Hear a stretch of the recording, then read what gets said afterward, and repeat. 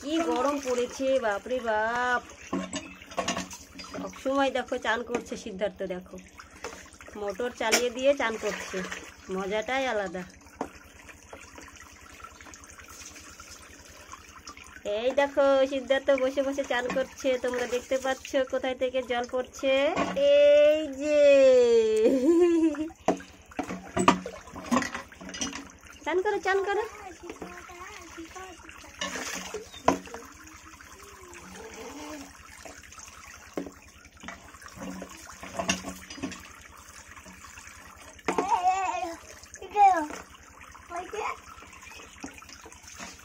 হরেক